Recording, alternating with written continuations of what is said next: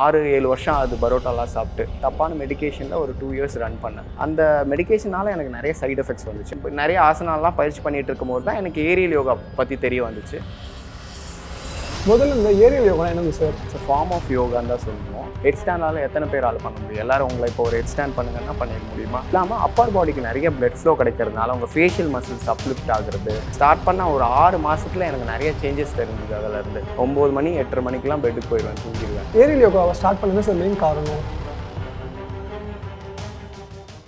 Hi hello வணக்கம் and welcome to news chan health guru. நான் உங்கள் முரளி. ஸோ நீங்கள் நம்ம எங்கே வந்திருக்கோம்னு பார்த்தீங்கன்னா ஆலயா யோகா ஸ்டுடியோக்கு தான் வந்திருக்கோம். இன்னைக்கு நம்ம கூட ஆலயா யோகா ஸ்டுடியோட founder and yoga instructor Rupesh Kumar இருக்காங்க. வாங்க பேசலாம்.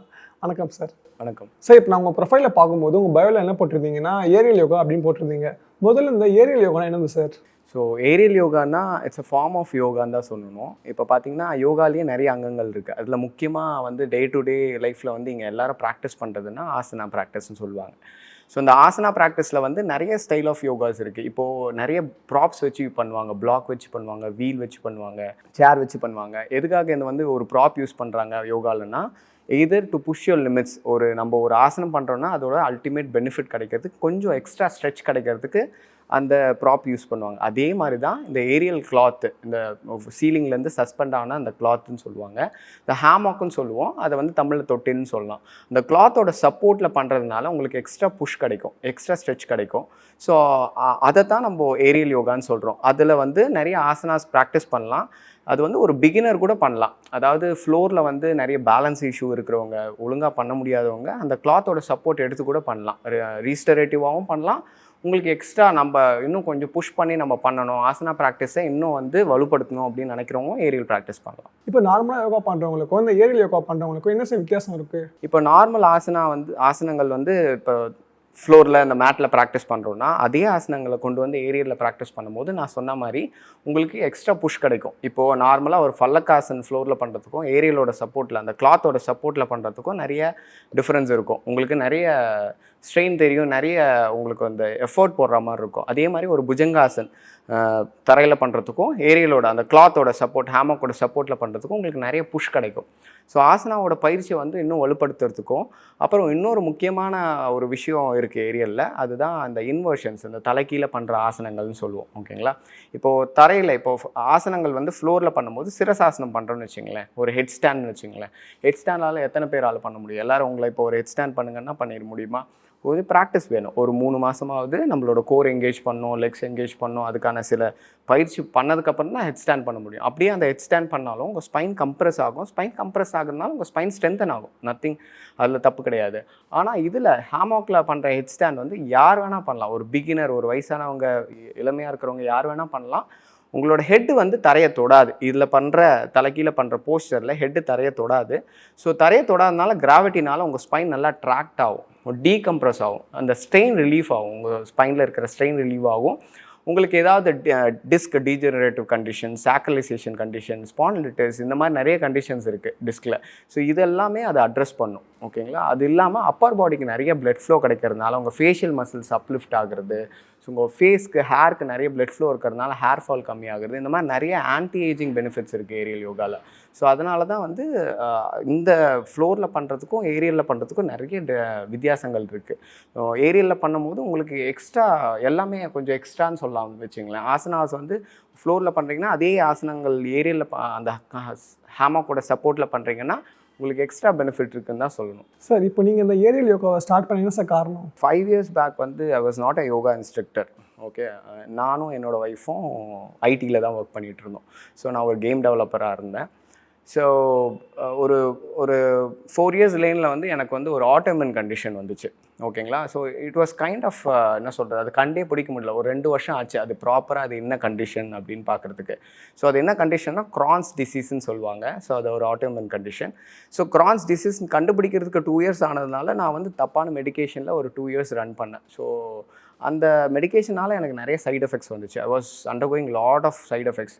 எனக்கு கவுட் அட்டாக் ஆச்சு, இந்த முடக்கவாதம் சொல்லுவாங்க, அது கூட வந்துச்சு. ஸோ என்னால் வந்து டே டு டே லைஃப்பில் வந்து நடக்கிறதே ஒரு பெரிய பிரச்சனையாக இருந்துச்சு. ஒரு ஸ்டெப்ஸ் ஏறுறது, சேரில் உட்காடுறது, ஸோ ஒரு டாய்லெட் போகணுன்னா கூட ஒய்ஃபோட சப்போர்ட் இல்லாமல் என்னால் போயிட்டு வர முடியாது. அந்த மாதிரி ஒரு கண்டிஷனில் இருந்தேன்.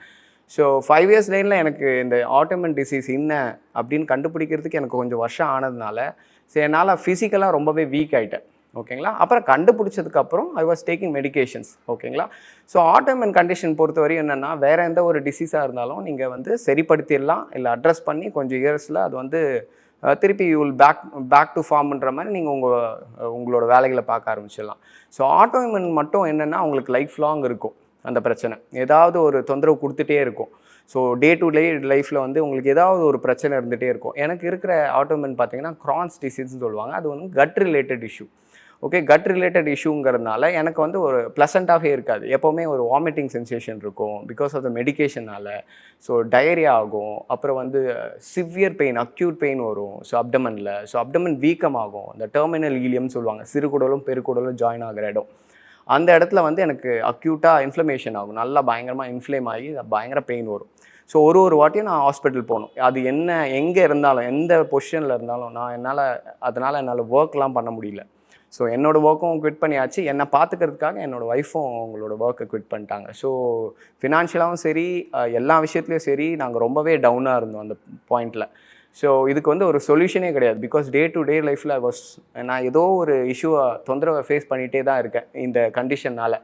ஸோ இந்த ஒரு கில்ட்டில் வந்து எனக்கு வந்து ரொம்பவே என்ன சொல்கிறது, என்னடா இது வாழ்க்கை அப்படின்ற மாதிரி ஒரு கண்டிஷனுக்கு போயிடும். ஆட்டோமின் எப்போவுமே நிறைய பேருக்கு வந்து என்ன ஆட்டோமின் கண்டிஷனாக இருந்தாலும் சரி, டே டு டே லைஃப்பில் ஏதோ ஒரு தொந்தரவு இருந்துகிட்டே இருக்கும். எப்படி உங்களுக்கு சின்ன ஒரு அசிடிட்டி பிரச்சனை, ஒரு ஹேர் ஃபாலோ, இல்லை தலை அரிக்குதுன்னு வச்சுங்களேன், ஒரு நாள் ஃபுல்லாக ஒரு அசிடிட்டி பிரச்சனை இருந்துகிட்டே இருக்குது அப்படின்னா உங்களுக்கு எப்படி இருக்கும்? அது ஒரு தொந்தரவு இருக்கும் இல்லையா, அந்த தொந்தரவு இருந்துகிட்டே இருக்கும். ஸோ ஆஃப்டர் ஒன் பாயிண்ட் வந்து இது செட் ஆகாத டாக்டர்கிட்ட போய் கேட்கும் போது அவர் 2 சொல்யூஷன் கொடுத்தாரு. ஒன்று, I want to be in medication through out my life. அதுதான் இப்போ நான் பண்ணிகிட்ருக்கிறது, அப்போது பண்ணிகிட்டு. அப்புறம் வந்து இன்னொன்று, அந்த குடலை வந்து அந்த பார்ட் ஆஃப் த டெர்மினல் இலியமை கட் பண்ணிவிட்டு ஸ்டிச் இட் பேக். அது வந்து சக்ஸஸ் ரேட் வந்து கொஞ்சம் கம்மியாக தான் சொன்னாங்கன்னு வச்சுங்களேன். அதில் திருப்பி லீக்கேஜ் இஷ்யூஸ் இருக்கும். அப்புறம் பேக் வைக்கிற மாதிரி ஐடியாஸ் சொன்னாங்க. ஸோ இட் வாஸ் லைக் அது நாட் கன்வின்சிங்காக இருந்துச்சு.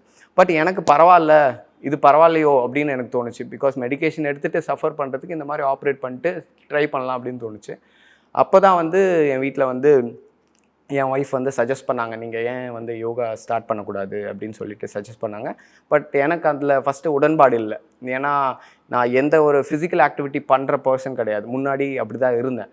ஸோ ஃபஸ்ட்டு அவங்க என்னை வந்து சீட் பண்ணி ஒரு கிளாஸில் கொண்டு போய் உட்கார வச்சாங்க ஃபஸ்ட்டு. ஸோ அந்த கிளாஸில் இருந்து தான் எனக்கு ஸ்டார்ட் ஆச்சு. ஸோ கொஞ்சம் கொஞ்சமாக என்னோடய சாதனா ப்ராக்டிஸஸை அதிகப்படுத்த ஆரம்பித்தேன், ஃபிசிக்கலாகவும் சரி.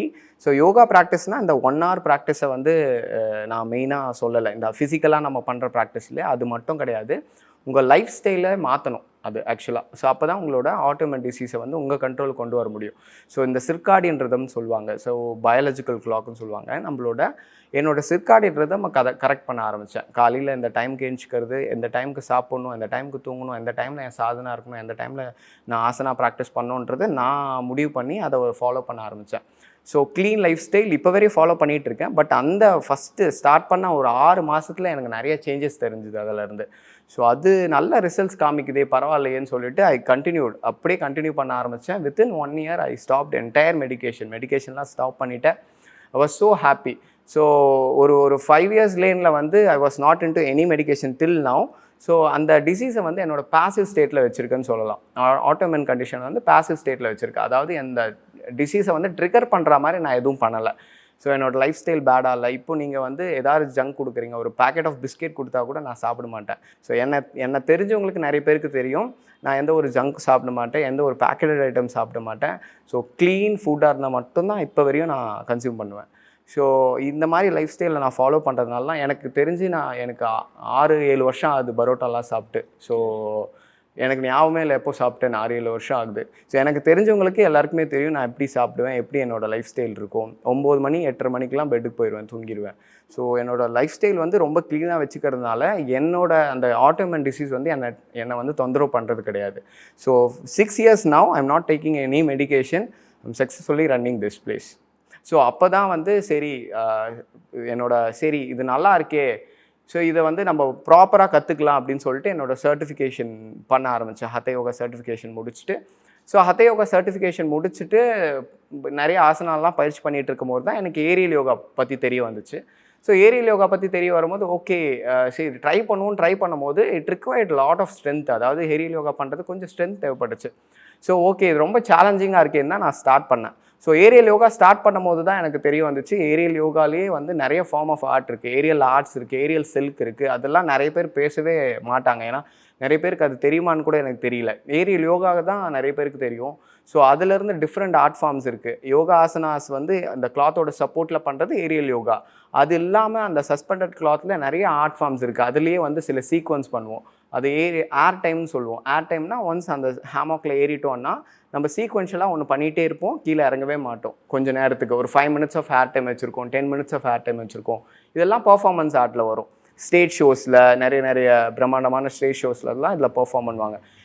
இது வந்து ரொம்ப அப்பர் பாடி ஸ்ட்ரென்த் தேவை, நல்ல கேலரிஸும் உங்களுக்கு பேர்ன் ஆகும். ஸோ ஏரியல் யோகாவை கம்பேர் பண்ணும்போது ஸோ இதெல்லாம் தெரிஞ்சுட்டு எனக்கு ரொம்ப இன்ட்ரெஸ்ட் ஆகி டெல்லியில் போய் இதெல்லாம் அந்த கோர்ஸ் எல்லாத்தையுமே கம்ப்ளீட் பண்ணிவிட்டு நான் வந்துட்டு I was practising on my own. நான் என்னோடய ப்ராக்டிஸை என்ஹான்ஸ் பண்ணுறதுக்கு தான் பண்ணிகிட்டு இருந்தேன். ஒரு பாயிண்ட் ஆஃப் டைமில் சரி ஓகே என்கிட்ட என்னை தெரிஞ்சவங்க நிறைய பேர் வந்து இந்த ஆட்டோமின் டிசீஸை க்யூர் பண்ண விஷயம் நிறைய பேருக்கு தெரிய வந்தது. அவங்களுக்கு இருக்கிற இஷ்யூஸ் வந்து என்கிட்ட சொல்லும் போது அவங்களுக்கு மட்டும் நான் டீச் பண்ணிகிட்டு இருந்தேன். பிகாஸ் ஐம் சர்டிஃபைட் டு டீச்சிங்கிறதுனால ஸோ ஆன்லைனில் நான் டீச் பண்ணிகிட்டு இருந்தேன். ஒரு பாயிண்ட் ஆஃப் டைமில் வந்து சரி ஓகே நம்ம ஸ்டூடியோ ஸ்டார்ட் பண்ணுவோம், ஸோ நிறைய பேருக்கு நம்ம இந்த நாலேஜை ஷேர் பண்ணுவோம்னு சொல்லும் போது இந்த ஸ்டூடியோ ஸ்டார்ட் பண்ணும்போது வை நாட், நம்மளுக்கு ஏரியலும் தெரியும் இல்லையா, ஏரியல் யோகாவும் அந்த ஸ்டூடியோவில் இன்க்ளூட் பண்ணிக்கலாம்னு சொல்லிட்டு தான் ஏரியலும் நான் இங்கே வச்சுருக்கேன். ஸோ இப்போது நிறைய இடத்துல ஏரியல் ஸ்டூடியோஸ் வந்துருச்சு. பட் நான் வைக்கும் போது இந்த சுற்று வட்டாரத்தில் நம்ம ஏரியல் வச்சோம்.